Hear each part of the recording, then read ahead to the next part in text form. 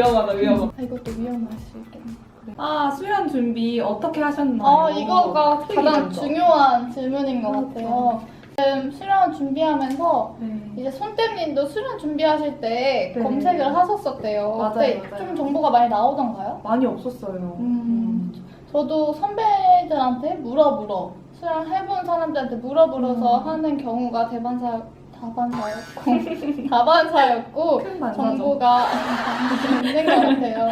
그래서 이 영상이 좀 여러분들에게 도움이 됐으면 좋겠는데 네. 지극히 주관적인 견해와 경험을 바탕으로 한다는 점. 맞습니다. 저희가 솔직히 뭐 아무것도 몰라요. 그냥 한번 해봤다, 이제 지원을 해봤다 정도지 잘 아는 건 없으니까 참고만 해주셨으면 좋겠습니다. 네. 필기. 필기. 그럼 혹시 준비는 어떻게 하셨나요?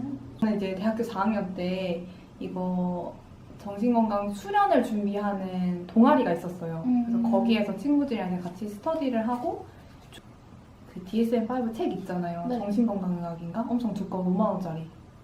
그 책을 가지고 그냥 한 챕터씩 잘라서 스터디했고 그 다음에는 인행사 책 가지고 했었고 인간 행동과 사회. 네네네. 인간 행동과 사회 환경 책 가지고 했었고 영어 해석 시험을 보는 병원들이 많잖아요. 네네, 맞죠. 그래서 그냥 이제 영어 뭐 논문이라던가 아니면은 뭐 그런 저널에 나와 있는 것들 가지고 이제 해석하는 거 그런 스터디를 주로 했었던 것 같아요. 또 그 정신건강 스터디 모임이 있어요. 누르 친구들 아는 척 하세요. 그냥 기본적으로 어떤 세팅이 있는지, 정신건강 사회복지사는 뭔지 이런 것들에 대해서도 많이 했었고, 그리고 토론을 많이 했던 것 같아요. 강제 입원 이슈라든지. 필기는 진짜 그 기관마다 다르긴 다른데 주로 사회복지 실천론, 실천 기준론, 그리고 정신건강 관련된 뭐 의학 용어라든지 정신건강 사회복지론 그 정도에서 주로 나왔던 것 같아요. 이거는 이제 필기시험 관련된 공지에서도 보실 수 있고 기관 사회에 개입하는 문제들이 많이 나오더라고요. 이론에 대한 이해는 반드시 필요할 것 같습니다. 영어 아티클을 번역하는 문제들도 많이 나오는 것 같아요. 근데 아티클은 좀 사회복지에 관한 것들? 영어 관련해가지고 최근에 이제 아는 사람들이 많이 물어봤어요. 수련 지원해야 되는데 영어를 너무 못한다. 어떡하면 좋냐. 근데 사실 이제 닥치는 와중에 영어 공부를 한다고 해서 영어 실력이 확 늘지는 않잖아요. 그쵸. 그래서 그냥 영어 근데 뭐 토익이나 그런 것처럼 나오는 건 아니니까 차라리 용어 같은 것들, 의학 용어를 더 많이 알아놓으면 해석할 수 있는 범위가 좀 더 넓어지지 않을까? 저는 영어 번역을 할 때 아니라 논문에서 쓰는 용어들이 있는데 그거에 대한 충분한 이해를 하지 않으면은 해석한 걸 보면 되게 이상하게 되는 경우가 많아요. 시간이 없으시면 초록이라도 좀 살펴보셔서 쓰시면 좋을 것 같고 효과성이 검증됐다 막 이런 말투? 맞아. 좀 그런 것들도 좀 알아가시면 해석하실 때 좀 편하실 것 같아요, 쓰기에. 저는 작년 수련 집합교육 그런 책? 그 수련생들한테 받아서 좀 보거나 면담에 따른 면담 방법? 뭐 이런 것들에 대해서도 배웠었고 DSM에 대해서 되게 많이 알아야 되는데 어떻게 생각하세요? 비중이 크지 않다고 생각해요.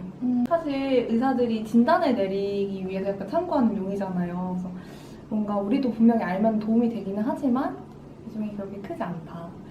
이해를 해야 되는 건 맞아요. 근데 그거를 막 달달달 외우고 다니지 않고 그것을 달달달 외우기를 사실 요구하는 것도 좀 무리가 있을 것 같아요. 하지만 중요한 부분들이 있잖아요. 그런 거에 대해서는 진단에 대한 이해는 기본적으로 돼야 되니까 좀 알고 있으면 좋을 것 같고 그리고 선생님이 말씀하신 건 굉장히 중요한 포인트인 것 같아요. DSM-4에서 이제 5로 개정되는 거 개정되는 변화 내용이라든지 그런 좀 중요할 것 같아서 볼 필요가 있는 것 같고 뭐 윤리적인 기준이 있잖아요. 그런 것들도 어느 정도는 생각을 해야 되는 것 같아요. 그래야지 시간이 일단 촉박하기 때문에 또 문제가 다양하게 나오면은 그런 거에 대해서 나는 평소에 좀 어떻게 생각하는지 그런 것들? 그렇죠. 그리고 뭐 최근 우리나라의 정신건강 동향 같은 거?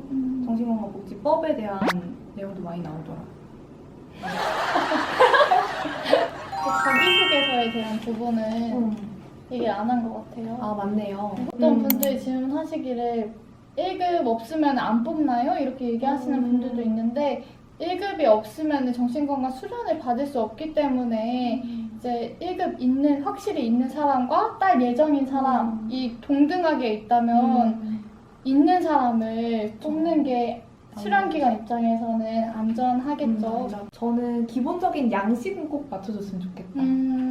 글씨체나 뭐 다 통일하는 거? 좀 깔끔하게 보이려면은 어떤 그런 기본적인 없는 칸은 그냥 지워버리고 그리고 뭐 경력이라던가 그런 거 할 때도 최근 거를 보통 위로 맞아요. 하죠. 최근 거를 먼저. 순서대로 좀 하면은 좋겠다. 이게 이력서 같은 것들을 계속해서 보잖아요. 그럼 낼 때쯤이면은 진짜 보기 싫단 맞아요, 말이에요. 맞아요. 그래가지고 그냥 다 끝났다 하고서 어. 확 내버리는 경우가 있는데 그러면 오타도 많고 양식이 글씨체도 다른 것도 있고 그러면은 되게 무슨 말 하려고 했냐면 멋있군요. 멋있는 말 해보세요. 읽고 싶은 자기소개서를 만들어야 돼요. 맞아요. 그래서 딱 그 보기 좋은 떡이 먹기도 좋다.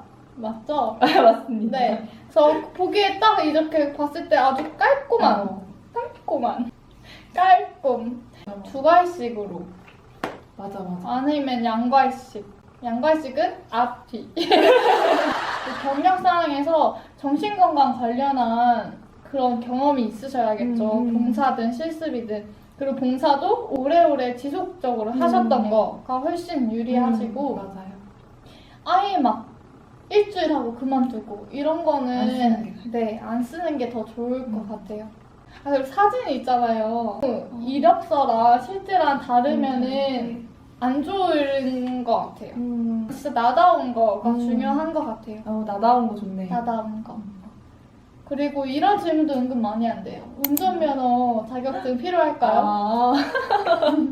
귀여우시네요. 파견 나가는 시설에서도 대부분의 선생님들이 많이 갖고 계시긴 하더라고요. 맞아요. 근데 병원이라면 전혀 상관없는 거. 그리고 수련생에게 사실 운전까지 시키는 그쵸. 데는 많이 없는 것 맞아요, 같아요. 맞아요. 왜냐면 수련생의 지위가 진짜 직원이라고 보긴 좀 어려우니까. 다른 자격증 필요한 게 있을까요? 저는 어학 자격증 혹시 쓰셨어요? 네, 썼어요. 그래요? 네. 저는 하나도 없거든요. 토익이랑 토플이랑. 그래도 붙으셨네요? 네. 그러면 좋지만 막 거기에 시간을 쏟을 시간에 오히려 이런 수련 뭐 필기나 면접 시험 준비를 하시는 게 조금 더 낫지 않을까? 잘 모르겠어요. 제가 뽑는 건 아니니까. 근데 수련 기간마다의 차이가 있을 것 같아요. 네네네. 뭐 가산점을 줄 수도 있고 없을 그쵸. 수도 있고 그건 잘 모르겠는데 네, 잘 모르겠네요. 네, 모르겠어요. 몰라요. 근데 어찌됐든 필기 시험에서 또 영어가 있긴 하니까요. 맞아요. 기본적인 그쵸. 어학 실력은 좀 갖춰야 되지 않을까. 맞아요. 저는 한자 3급 자격증 있었어요. 일단 쓰시긴 다 쓰셨네요. 네, 일단 한 줄이라도 더 쓰고 싶어서. 그래서 뭐 있으면 좋지만 없어도 괜찮다. 사회복지사 1급은 꼭 있어야 된다.